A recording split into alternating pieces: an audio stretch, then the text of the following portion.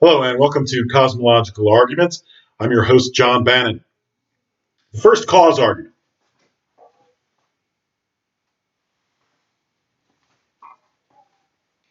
The first cause argument proves the existence of God by demonstrating that all causes and effects in the cosmos must ultimately derive from a very first cause we call God. In the cosmos, we observe that for every cause there is an effect. We also observe that every effect is itself a cause for a subsequent effect. Like a line of falling dominoes, the first falling domino causes the fall of the second domino, and the second falling domino causes the fall of the third domino. The cosmos unfolds as a series of causes and effects over time. Because an infinite regress in time of causes and effects is impossible, there must be a very first cause of the cosmic series of causes and effects. We observe that cause and effect in the cosmos follows an order where A causes B and B causes C, whether the intermediate cause B is only a single cause or several causes. Now, to take away the cause is to take away the effect. Therefore, if there is no cause A, there will be no ultimate cause C, nor any intermediate cause B. But if an infinite regress in time of causes and effects were possible, there would not be a first cause, and so neither would there be an ultimate cause nor any intermediate cause. Therefore, the existence of the series of causes and effects over time in the cosmos necessitates a very first cause for the beginning of the series. The very first cause in the beginning of the cosmic series of causes and effects over time must not itself be caused. If it were caused, then regress would continue backward in time infinitely, which is impossible. Moreover, the very first cause cannot be self-created. It is impossible for a thing to cause itself because it would have to exist prior to itself. Therefore, the very first cause must itself be uncaused. We call this uncaused first cause God. Because God is uncaused, God cannot be made of parts. A thing that is made of parts is caused by those parts. God being uncaused cannot himself be caused by parts. We call this principle that God is not made of parts divine simplicity. Divine simplicity is a mystery because we cannot imagine a thing without parts. However, because we know a very first cause is necessary for the cosmos to be created, and we know that this very first cause cannot be made of parts, we know that divine simplicity is real. An ancient classical philosophical truth, known as ex nihilo nihil fit, states that nothing comes from nothing, or that you can't get something from nothing, because nothingness cannot create the cosmos, and uncaused very first cause of the cosmos is necessary, to which we give the name God. So the first cause argument is a great cosmological argument. What it says is that in the cosmos, we observe that for every effect, it has its cause. And every cause, in turn, has its own cause. And that cause also has a cause. And you can keep doing this backward in time.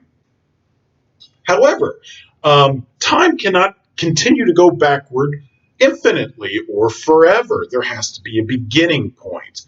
And we have scientific proof that there was a beginning point because we know that the beginning of space-time occurred with the expanded singularity in Big Bang cosmology.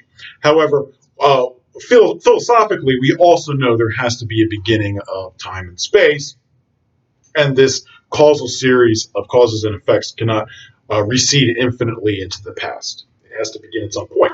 And because space-time, physical reality has to begin, then there has to be something that begins it. Otherwise, it would come from nothing. And that's impossible. It's illogical and impossible.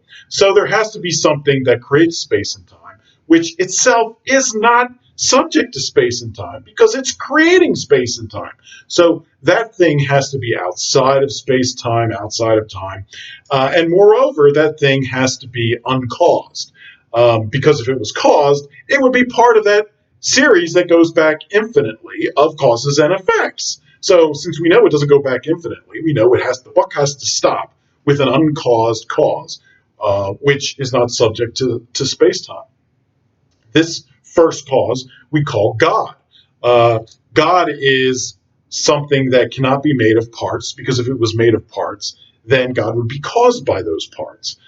God is also not self-created, because to be self-created means that you would have to exist and not exist simultaneously. You would have to exist to create yourself, but yourself would not be able to exist because you haven't been created yet. So you'd have to exist and not exist simultaneously, which is impossible.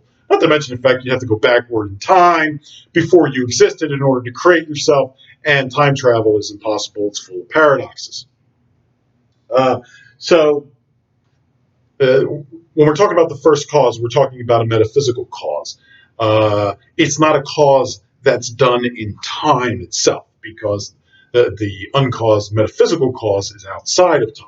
So this is a different sort of understanding of causation. It's not causation in time. It's not causation by physical reality. It's a metaphysical causation. And you can think of it as basically meaning, well, because God is real, then the universe can begin. So there's a dependency on that. In other words, for the universe to be here, there must be a real God, because you can't get something from nothing. All right. If you want to use a symbol for this particular cosmological argument, I would suggest this.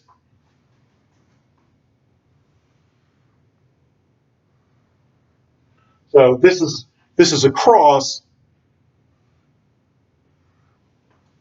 and you make it pointing that way like an arrow. And this shows the flow of causality, but it also indicates a cross, which indicates God. So you're going from cause to effect. That's the first cause argument. All right. I hope you learned something. Take care.